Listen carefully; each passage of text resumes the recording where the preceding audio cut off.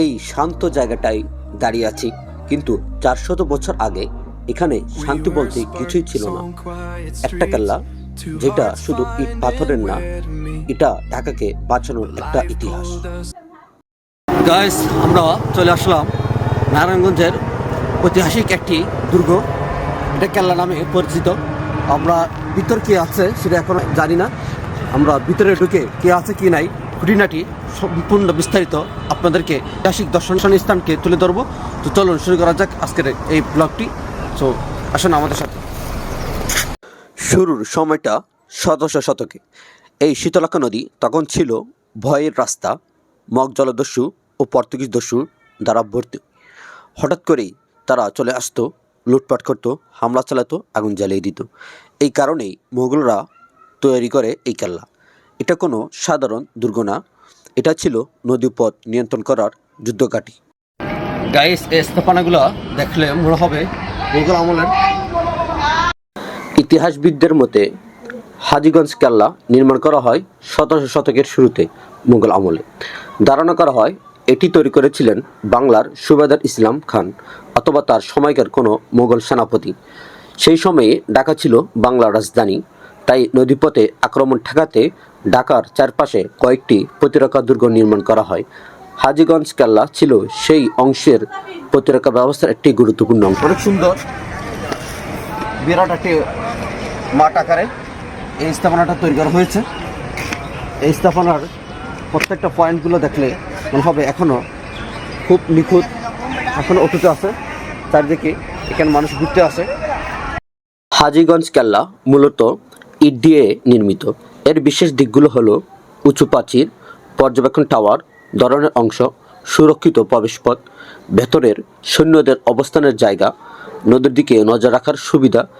কেল্লাটি এমনভাবে তৈরি করা হয়েছিল যেন নদীপথ দিয়ে শত্রু এলে দ্রুত প্রতিরোধ গড়ে তোলা যায়। দুর্গের ভিতর থেকে একটা যুদ্ধের যে একটা পরিকল্পনা থাকে নিরাপত্তার জন্য, যে দুর্গের ভিতর থেকে কীভাবে হামলা চালাবে, এখানে এই পুরোটা এরকম একটা সিস্টেম আছে যে বহির্গত শত্রুর আক্রমণ থেকে নিজেকে সেফটি রেখে শত্রুকে কীভাবে হামলা চালাতে হবে, এই সম্পূর্ণ স্থাপনাটা এখানে আছে। মুঘল শক্তি দুর্বল হওয়ার পর কেল্লাটির সামরিক গুরুত্ব কমে যায়। ধীরে ধীরে এটি পরিত্যক্ত হয়ে পড়ে। পরে ব্রিটিশ আমলে এটি ঐতিহাসিক স্থাপনা হিসাবে পরিচিতি পায়। বর্তমানে এটি বাংলাদেশের প্রত্নতত্ত্ব অধিদপ্তরের অধীনে সংরক্ষিত। যতটুকু আপনাদেরকে ভিডিওতে দেখাতে পারতেছি, এর চেয়ে বাস্তবে অনেকটা সুন্দর। অবশ্যই যারা নারায়ণগঞ্জে আসবেন, খানপুরে আসবেন, এই জায়গাটা দেখে যাবেন সময় হইলে। কারণ এই প্রাচীন ইতিহাসের এই ঐতিহাসিক স্থাপনাগুলো না দেখলে আমাদের যারা বাংলাদেশের যারা বিজয় করেছেন বা বাংলাদেশের যারা ব্রিটিশ বিরোধী আন্দোলনে যারা সাক্ষী ছিলেন, তারা কিভাবে বাংলাকে বা ভারতবর্ষকে টিকিয়ে রেখেছেন ইংরেজদের বিরুদ্ধে, এই দুর্গগুলো আসলে আপনি দেখতে পাবেন। এখানে বিভিন্ন ধরনের ফটকগুলো আছে। এই ফটকগুলো সম্পূর্ণ যুদ্ধের কৌশল বা বহির্গত শত্রু থেকে রক্ষা পাওয়ার জন্য সম্পূর্ণ একটা প্রস্তুতিমূলক দুর্গ। আমরা আপনাদেরকে আরও দেখাবো।